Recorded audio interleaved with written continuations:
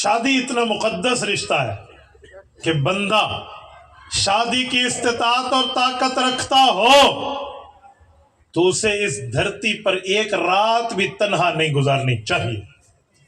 آپ کہیں گے دلیل، آؤ مجھ سے دلیل لو۔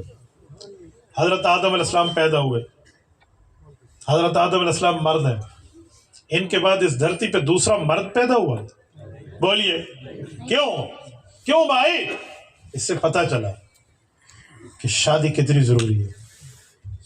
فوراً ان کی بیوی کو پیدا کیا رب عزت نے، اور پیدا فرما کر انت وزوجک جو کہہ کر یہ خدا کا کہنا ہی کن فیکون نکاح ہے، ہو گیا نکاح۔ اس دھرتی پر دوسرا انسان عورت بن کے آئی ہے اور وہ ان کی بیوی ہیں۔ آپ کی اور میری اماں اور مجھے سعادت ہے، میں نے حضرت اماں حوا کی قبر پہ ٹھہر کے اماں حوا کو سلام بھی کیا ہے، فاتحہ بھی پڑھا۔ آپ لوگ بھی سعودیہ جاتے ہیں، جدہ سے گزر کے چل میرا بھائی آگے، میں جدہ رکا ہوں، مقبرہ حوا پہ رکا ہوں، حضرت اماں حوا علیہ السلام کی قبر پہ حاضری دے کر عرض کیا کہ اماں آپ کے اربوں خربوں بیٹے ہیں، ایک بیٹا یہ بھی آیا، اس کا بھی سلام قبول کریں۔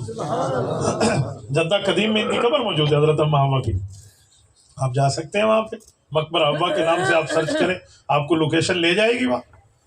تو اماں حوا اس دھرتی کا دوسرا انسان ہے، اور بطور ایز اے وائف ان کا برن ہوا ہے اور ان کی پیدائش ہوئی ہے بطور بیوی۔ اس کے بعد اگلا معاملہ ہے، اس سے پتہ چلا کہ اگر شادی کی استطاعت ہے تو ایک رات بھی بغیر نکاح کے نہیں گزارنی چاہیے۔ میرے دوستو، ہم کیا سمجھتے ہیں کہ نکاح ایسی کوئی چھوٹی موٹی چیز ہے؟ اور سنو، نکاح اتنی مبارک، اتنی بابرکت چیز ہے کہ رب کریم نے اس نکاح کو عرش پر منعقد فرمایا۔ حضرت اماں حوا اور حضرت آدم کا نکاح کہاں ہوا؟ جمعے والے دن بعد نماز اثر ہوا ہے نا۔